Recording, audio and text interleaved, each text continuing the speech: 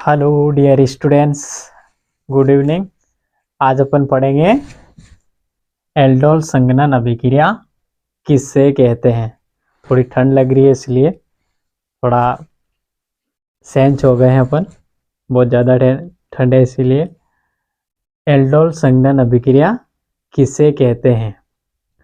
कल अपन ने पढ़ा था कैनिज़ेरो अभिक्रिया किसे कहते हैं। कैनिज़ेरो अभिक्रिया में कौन से यौगिक कैनिज़ेरो अभिक्रिया देते हैं, और आज पढ़ेंगे अपन एल्डोल संघनन अभिक्रिया किसे कहते हैं और कौन से यौगिक एल्डोल संघनन अभिक्रिया देते हैं।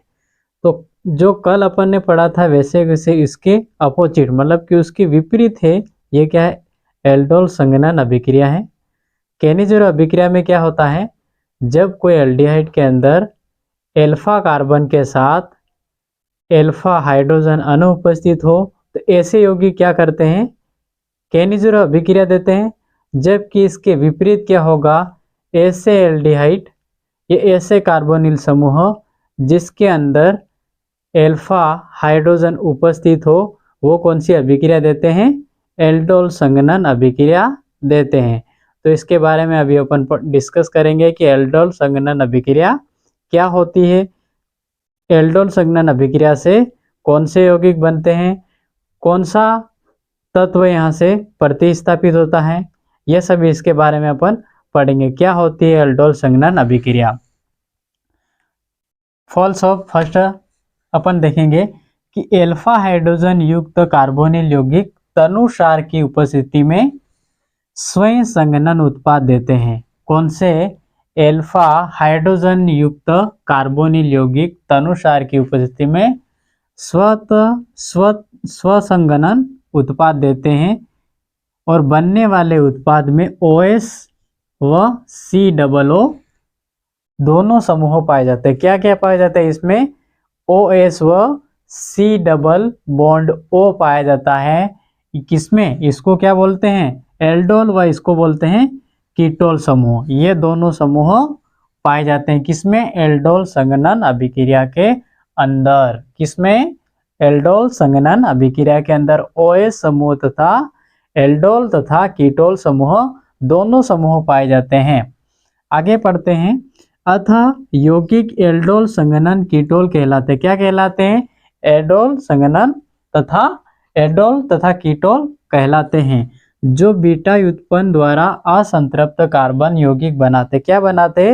असंतृप्त कार्बन यौगिक बनाते हैं। बीटा व्युत्पन्न के द्वारा असंतृप्त कार्बोनिल यौगिक बनाते। कौन सा? बीटा व्युत्पन्न के द्वारा कार्बोनिल, असंतृप्त कार्बोनिल यौगिक बनाते हैं, जिससे क्या कहते हैं, एल्डोल संघनन अभिक्रिया कहते हैं। किसको कहते हैं? जो बीटा व्युत्पन्न द्वारा असंतृप्त कार्बोनिल यौगिक बनाते हैं उसे क्या कहते हैं, एल्डोल संघनन अभिक्रिया कहते हैं। आगे पढ़ते हैं कि फॉर्मल्डिहाइड क्या होता है। फॉर्मल्डिहाइड में क्या होगा, इसके अंदर क्या रहेगा, एल्फा हाइड्रोजन अनुपस्थित होने के कारण फॉर्मल्डिहाइड होता है। ये क्या करता है, एल्डोल संघनन अभिक्रिया नहीं देता है। कैसे? एल्फा हाइड्रोजन की अनुपस्थिति होने के कारण यह एल्डोल संघनन अभिक्रिया नहीं देता। कौन नहीं देता है? फॉर्मल्डिहाइड होता है, वो एल्डोल संघनन अभिक्रिया नहीं देता है। अब अपन इसके बारे में पढ़ेंगे कि मेन बेसिक पॉइंट क्या होना चाहिए। कैनिज़ेरो अभिक्रिया या एल्डोल संघनन अभिक्रिया अपन को याद करनी है तो उनके जो बेसिक पॉइंट है वो याद होना चाहिए। एल्फा कार्बन क्या होता है, अगर एल्फा कार्बन अपन को पता लग जाएगा तो एल्फा हाइड्रोजन का भी पता लग जाएगा। किसको कहते हैं एल्फा कार्बन व किसको कहते हैं एल्फा हाइड्रोजन। फॉल्स ऑफ देखते हैं। एल्फा कार्बन क्रियात्मक समूह से जुड़ा हुआ पहला कार्बन जो होता है उसको क्या कहते हैं, एल्फा कार्बन कहते हैं। क्रियात्मक समूह के पहले कार्बन से जुड़ा हुआ, क्रियात्मक समूह से जुड़ा हुआ पहला कार्बन होता है वो क्या कहलाता है, एल्फा कार्बन कहलाता है। और पहले कार्बन से जुड़ा हुआ हाइड्रोजन जो होता है उसको क्या बोलते हैं, एल्फा हाइड्रोजन बोलते हैं। जो एल्फा कार्बन से जुड़ा हुआ हाइड्रोजन रहेगा वो क्या रहेगा, एल्फा हाइड्रोजन रहेगा। एल्फा कार्बन से जुड़ा हुआ हाइड्रोजन होगा वो एल्फा हाइड्रोजन कहलाता है। उदाहरण के लिए जैसे कि एग्जाम्पल फॉर 1, 2 और 3, ये 3 कार्बन है। अब इस कार्बन के साथ यहाँ पर CHO, क्या है ये? CHO, CHO है, ये क्या है? क्रियात्मक समूह है। अगर ये क्रियात्मक जिस कार्बन से जुड़ा हुआ है वो कार्बन क्या कहलाता है? एल्फा कार्बन कहलाता है। क्या कहलाता है? एल्फा कार्बन कहलाता है। अब इस एल्फा कार्बन के साथ क्या है? 2 हाइड्रोजन जुड़ी हुई है, एक ये हाइड्रोजन और एक ये हाइड्रोजन। तो एल्फा कार्बन से जो जुड़ी हुई हाइड्रोजन होती है वो कौन सी हाइड्रोजन कहलाती है? एल्फा हाइड्रोजन कहलाती है। ये इसकी विशेषता हो गई। एल्डोल संघनन अभिक्रिया की विशेषता क्या होती है कि जो जिस कार्बन से क्रियात्मक जुड़ा हुआ रहेगा वो कार्बन क्या कहलाता है? एल्फा कार्बन कहलाता है। और उस एल्फा कार्बन से अगर हाइड्रोजन जुड़ी हुई है तो वो हाइड्रोजन कौन सी कहलाती है? एल्फा हाइड्रोजन कहलाती है।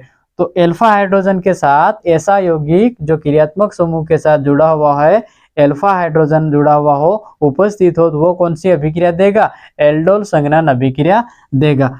अब देखते हैं कि ये कौन से यौगिक, किस किस यौगिक में ये एल्फा कार्बन और एल्फा हाइड्रोजन पाया जाता है। तो सबसे पहले देखें कार्बोनिल समूह। कार्बोनिल समूह या कार्बोनिल यौगिक किसे कहते हैं? जो कीटोन होता है उसके साथ, जैसे कि ये है ना, ये C डबल बॉन्ड O, ये क्या है? कार्बोनिल समूह। अब कार्बोनिल समूह से कितने यौगिक बनते हैं? 2 प्रकार के यौगिक बनते हैं। पहला तो क्या है? एल्डिहाइड, और दूसरा क्या है? कीटोन। एल्डिहाइड व कीटोन। कार्बोनिल समूह से कितने यौगिक बनते हैं? 2 यौगिक बनते हैं। 2 कौन कौन से बनते हैं? पहला कौन सा बनता है? पहला बनता है एल्डिहाइड और दूसरा बनता है कीटोन। अब इनकी विशेषता क्या है? कार्बोनिल समूह किसे कहते हैं? तो एक कार्बन रहेगा और कार्बन के साथ ऑक्सीजन जुड़ी हुई रहेगी और डबल बॉन्ड में रहेगी और दोनों सिरे रहेंगे, उसको क्या बोलेंगे? कार्बोनिल समूह बोलेंगे। अब कार्बोनिल समूह में क्या आता है? एल्डिहाइड और कीटोन आता है। और एल्डिहाइड क्या होता है और कीटोन क्या आता है? तो एल्डिहाइड उसे कहते हैं जहां पर क्या होगा? कार्बन के एक सिरे पर हाइड्रोजन हो और दूसरे सिरे पर क्या हो? कार्बन हो। क्या हो? कार्बोनिल समूह के एक सिरे पर क्या हो? हाइड्रोजन व दूसरे सिरे पर क्या हो? कार्बन उपस्थित हो, तो उसको क्या बोलेंगे? एल्डिहाइड बोलेंगे। क्या बोलेंगे? एल्डिहाइड बोलेंगे। एक सिरे पे क्या हो? एक सिरे पे हाइड्रोजन और दूसरे सिरे पे क्या हो? कार्बन हो, तो उसको क्या बोलते हैं? एल्डिहाइड कहते हैं। और कीटोन किससे कहते हैं? कार्बोनिल समूह के दोनों सिरों पे, मतलब कि जो कार्बोनिल समूह होता है उसके दोनों सिरे पे क्या हो? कार्बन उपस्थित हो, तो उसको क्या बोलेंगे? कीटोन। क्या बोलेंगे? कीटोन। जैसे कि ये क्या है? कीटोन है। अब ये कार्बोनिल समूह है और इन कार्बोनिल समूह के दोनों सिरों में क्या है? कार्बन लगा हुआ है, तो इसको क्या बोलते हैं? कीटोन बोलते हैं। अब ये कीटोन होता है और ये एल्डिहाइड होता है। अब इसके आगे यौगिक एल्डिहाइड व हाइड्रोजन युक्त, एल्फा हाइड्रोजन युक्त एल्डिहाइड, जिसमें अल्फा हाइड्रोजन उपस्थित हो, ऐसे कौन कौन से एल्डिहाइड है ये अपन पढ़ते हैं कि किस किस में अल्फा हाइड्रोजन उपस्थित है। तो सबसे पहले क्या है? ए को देखते हैं। यहां पर क्या है? ये C और इसके साथ क्या है? 2 हाइड्रोजन है। ये क्रियात्मक समूह है C और ये इसके साथ जुड़ा हुआ O है, ये है ना, ये अब अच्छा दिख रहा है। अब इसके साथ हाइड्रोजन है, ये क्रियात्मक समूह हो गया दोनों। अब इसके साथ हाइड्रोजन है, क्योंकि इस कार्बन क्रियात्मक समूह के साथ तो कोई भी अल्फा कार्बन उपस्थित नहीं है। अगर अल्फा कार्बन उपस्थित नहीं है तो अल्फा हाइड्रोजन भी उपस्थित नहीं रहेगा, तो यह अभिक्रिया तो देगा ही नहीं, एल्डोल संघनन अभिक्रिया नहीं देगा, क्योंकि इसमें अल्फा कार्बन ही नहीं है। अल्फा कार्बन नहीं है तो अल्फा हाइड्रोजन भी नहीं रहेगा, यह अभिक्रिया नहीं देगा। दूसरा बात आते हैं CH3CHO, ये क्रियात्मक समूह है ना, ये क्रियात्मक समूह है CH3CHO। तो इस क्रियात्मक समूह के साथ क्या जुड़ा हुआ है? CH3 मेथिल जुड़ा हुआ है ना। तो इसमें क्या है? 3 हाइड्रोजन है और ये क्रियात्मक समूह जिस कार्बन से जुड़ा हुआ उसके साथ 3 हाइड्रोजन है, मतलब ये क्या करेगा? एल्डोल संघनन अभिक्रिया देगा। कैसे? इसको खोलते हैं, इसको खोल करके मैं बताता हूँ। C, ये हाइड्रोजन और ये हाइड्रोजन और ये हाइड्रोजन, ये 3 हाइड्रोजन हो गई और ये कार्बन और इसके साथ ये जुड़ा हुआ क्रियात्मक समूह, मतलब कि जिस कार्बन से क्रियात्मक समूह जुड़ा हुआ है उसके साथ हाइड्रोजन भी जुड़ी हुई है ना।